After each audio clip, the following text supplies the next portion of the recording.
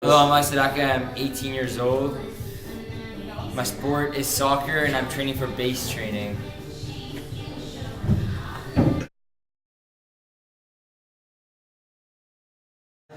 You just came back from your class, writing off a math test, and you have to work out now. Number one thing you do is get changed. Number two is you warm up for your activity. So I'm just going to show you different types of warm-ups to do for about 10-15 minutes of your time. So number one, you can do some high knees. Bring your knees up to your chest. Now you can do some butt kicks. Move your butt.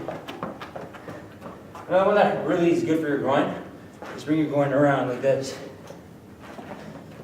Make sure you do at least 2 lines of these, and you bring it out now.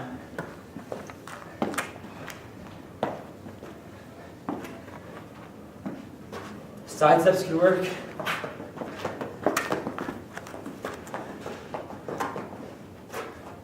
Really anything could work, as long as you have your legs moving for your activity.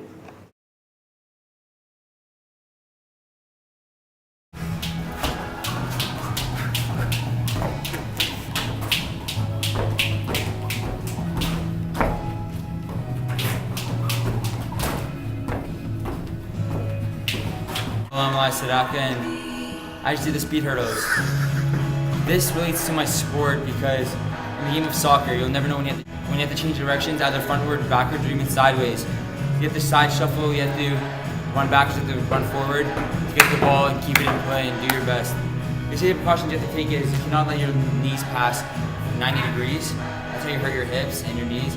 Make sure they're both aligned to face forward. Keep your head up and make sure you know where you're going. Even if you mess up, it doesn't hurt to try again and do the best you can. The lateral movement, it's where you stand on, I believe this is like 2.5 feet, and you jump off and you have to jump into different sections. You can make your own path, it doesn't matter.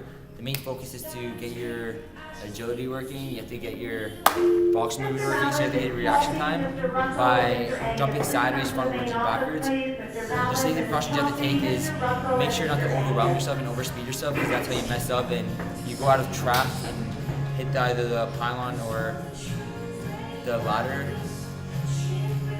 Also keep your knees 90 degrees, and when you jump backwards, make sure not to jump too far back. That's how you hurt your hamstrings.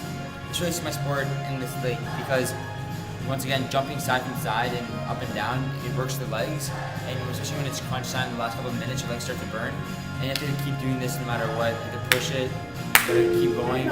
We usually do this for about 5 minutes, 5 to 10 minutes. You can take breaks once in a while, 30-second breaks, but the main focus is to keep it moving, keep working.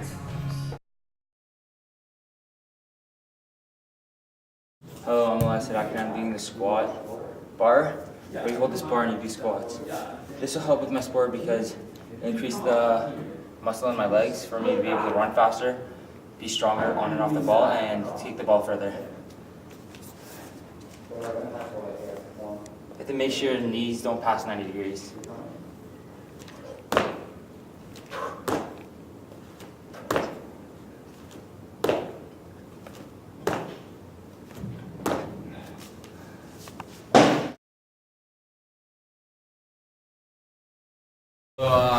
It's Sadaka again, and this is for base training. I'm doing the agility ladders.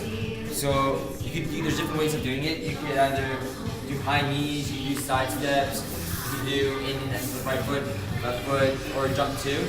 I usually do about 3 exercises, back and forth each time. So I'm just going to show you an example of the in and out, right and left. So it's going to be like this. You have to make sure to get the arms moving. And yeah, that's one exercise. And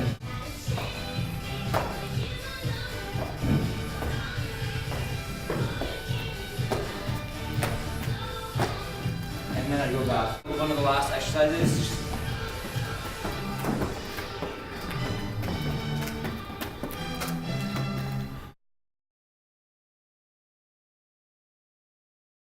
Hello, I'm Sadaka again, and I'm going to be doing more sprinting, backwards and frontwards. This relates to my sport because in the middle of the game you may not know when you're going to lose the ball or when your teammate's going to lose the ball. So just be prepared to sprint to the ball or get back in your position, which will require you running backwards. I usually do this about 4 times, 4 sets of like 5. So I have to run there, back, that's 1. So I do 4 of those, 5 times. And there's really no safety precautions other than make sure you don't hurt your ankles when you're running back to your cone. It'll actually injure you, and at the speed you're going, you want to be safe.